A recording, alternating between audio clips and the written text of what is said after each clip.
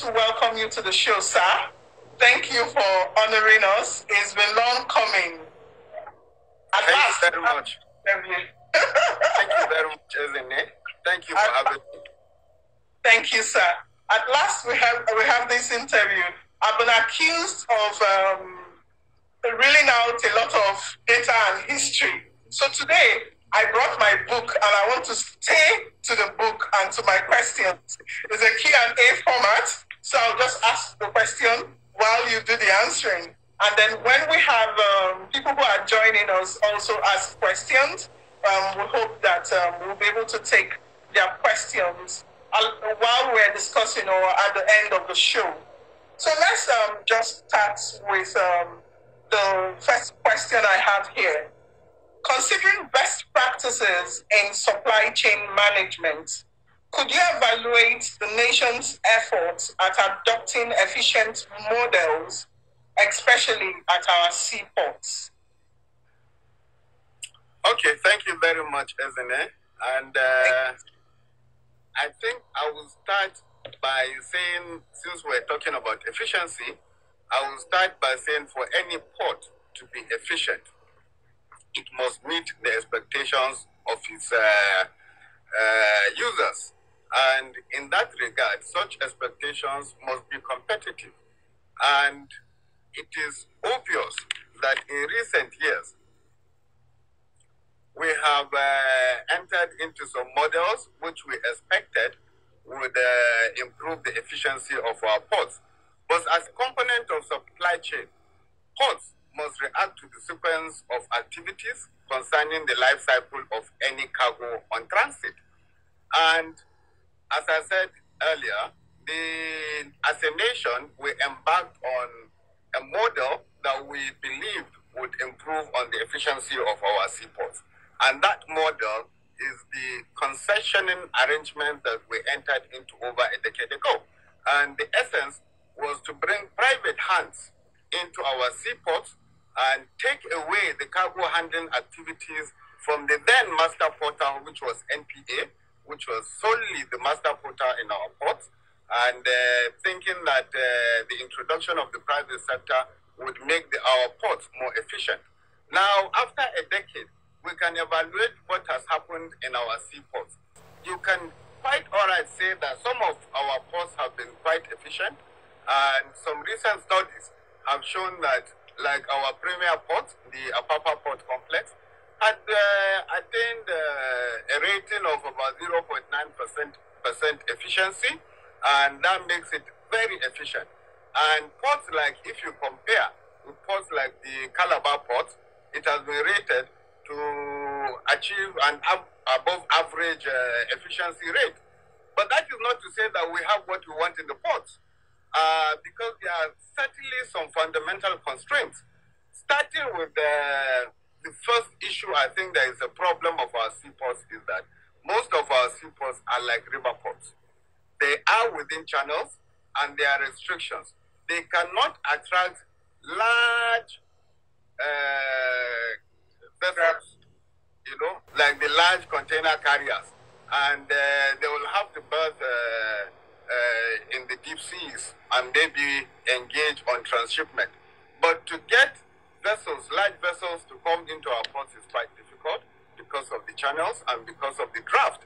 And you cannot accommodate such very large container vessels into our ports.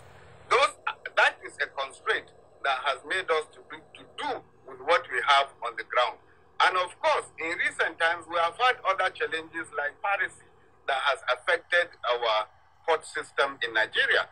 The issue of the piracy, even though government is doing something serious on that recently, especially with the Deep Blue project that is being embarked upon by government through NIMASA, I think when we come to the end of the facility provision, if I may call it that, of that Deep Blue project, we will see to the end or near end of the piracy that has plagued us in the Gulf of Guinea.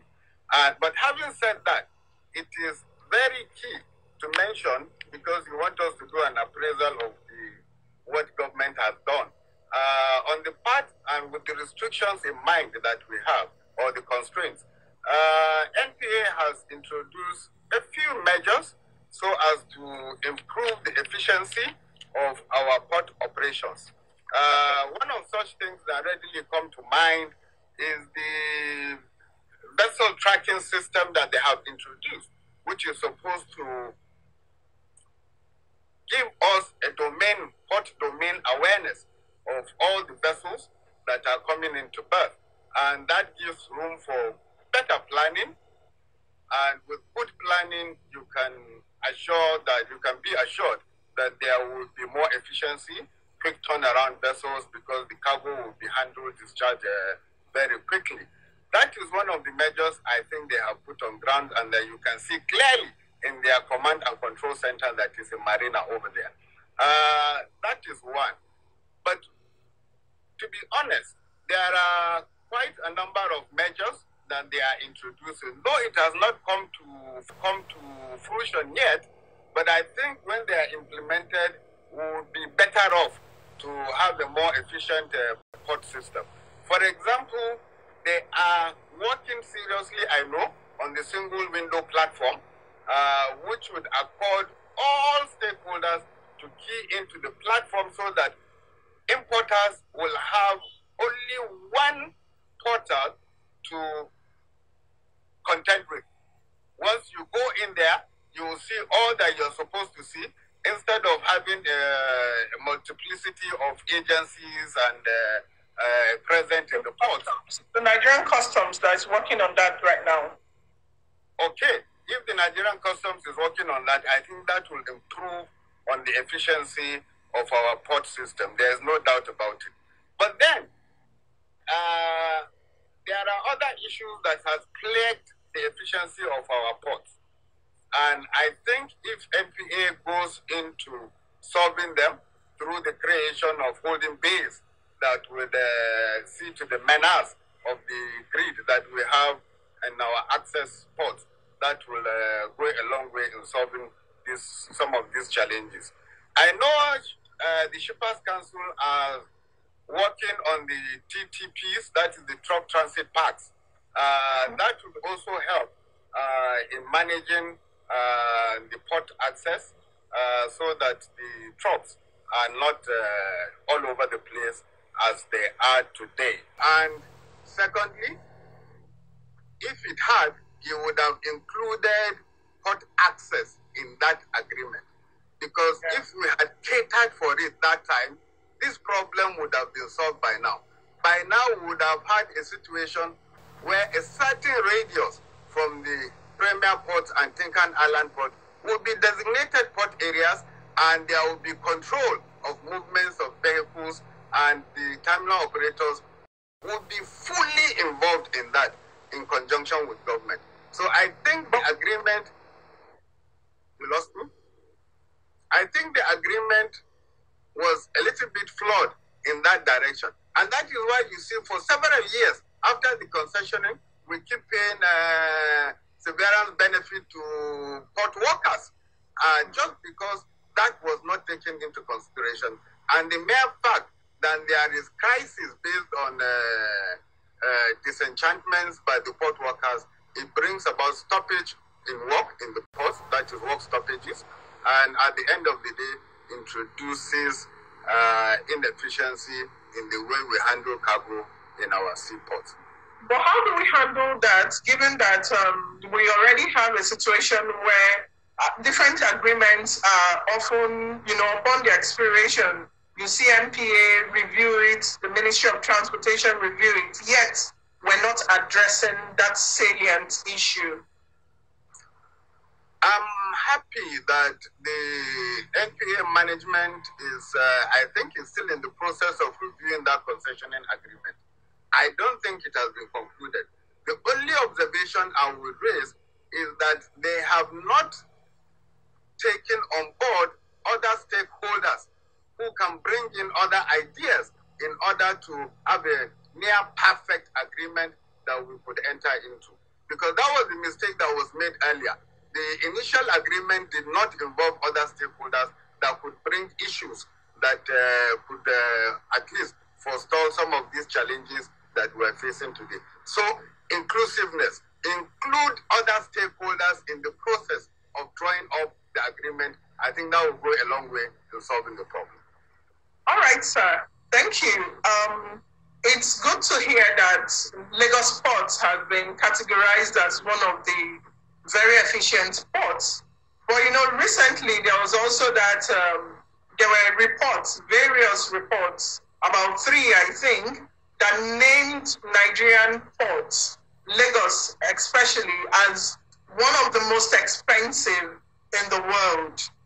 We have had the pandemic and, as it seems to wither away, what does this hold for the future of our ports in this country?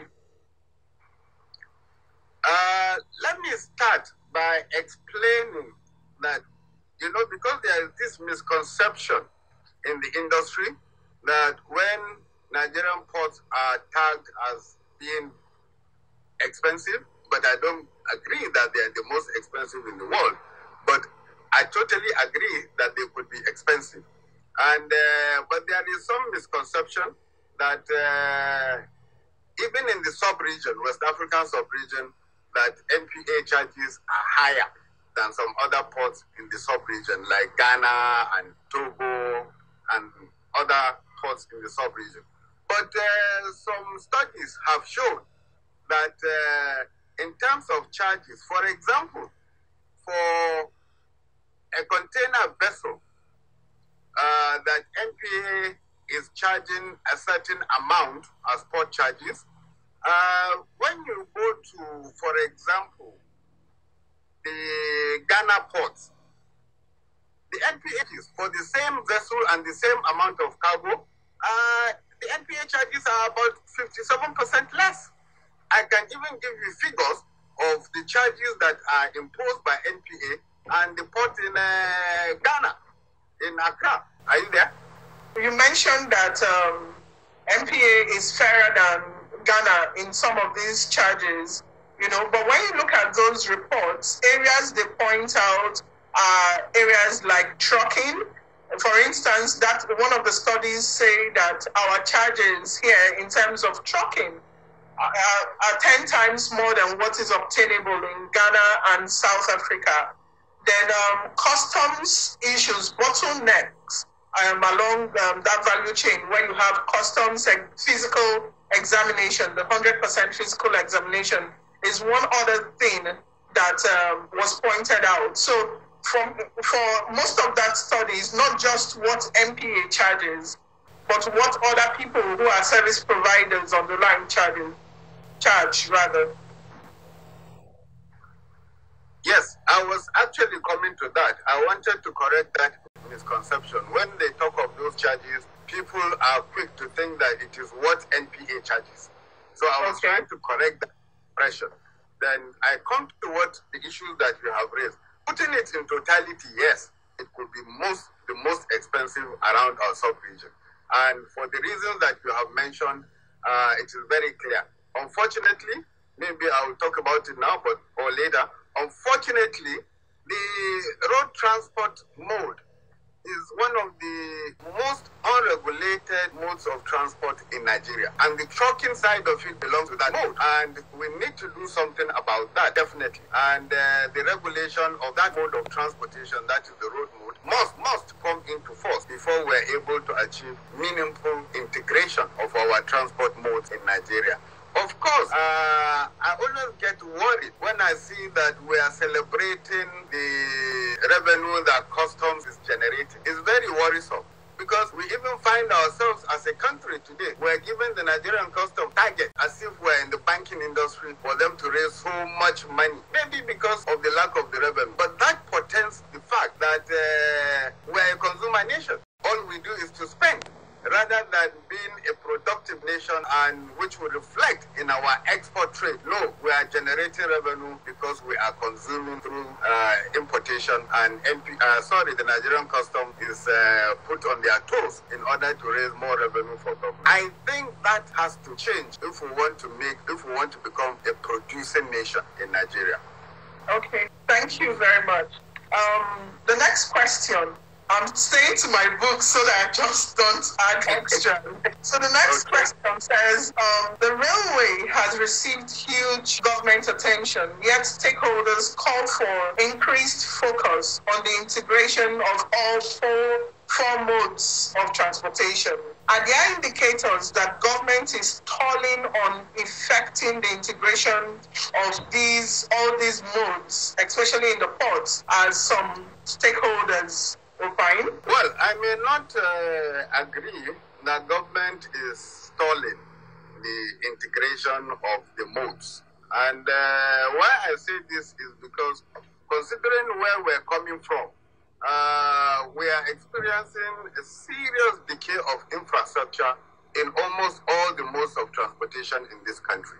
And I'm aware that government decided to concentrate on the railway mode first and foremost because it is the mode that can move the largest quantity of goods and services across the nation and cheaply and safer. And if that is the most effective of the modes of transport, I don't blame government for concentrating effort in that regard. But that is not to say that government is stalling the integration with other modes and the Nigerian railways. Of course, the revenue or the resources are not really there for us to do everything at once as a nation. So I think phasing it and what government is doing in the area of railways is quite encouraging and commendable. But I believe they can do more. I would like to see a situation where there is the private sector involvement. Now, there's a near monopoly of that mode of transportation because we only have the Nigerian Railways and the federal government in it. And if it is opened up for private sector participation, I think we will see a more efficient railway transportation mode in Nigeria. But coming to the integration of other modes, that is the best thing that can happen to Nigeria if we're able to achieve intermodal transportation.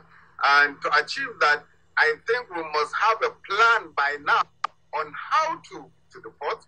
We have started that through the Premier Ports, Nigerian Ports Authority. Right now, there is rehabilitation. Can you hear me? Okay, please, can we go a bit back to where you said to achieve that, we need a plan? That was when we were able to hear you last time.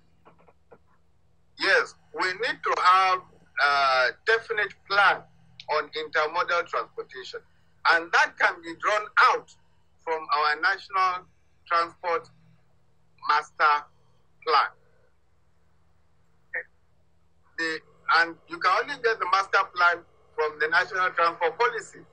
Unfortunately, we do not have the National Transport Policy in the public domain yet.